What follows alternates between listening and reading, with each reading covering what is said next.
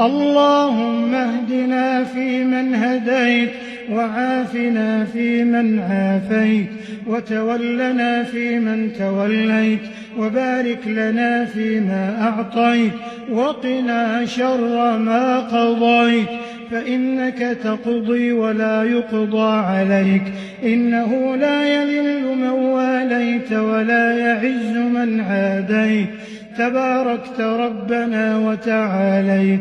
اللهم اقسم لنا من خشيتك ما تحول به بيننا وبين معصيتك، ومن طاعتك ما تبلغنا به جنتك، ومن اليقين ما تهون به علينا مصائب الدنيا، ومتعنا بأسماعنا وأبصارنا وقواتنا ما أحييتنا، واجعله الوارث منا، واجعل ثأرنا على من ظلمنا، وانصرنا على من عادانا، ولا تجعل مصيبتنا في ديننا، ولا تجعل الدنيا أكبر همنا ولا مبلغ علمنا، ولا إلى النار مصيرنا، واجعل الجنة هي دارنا.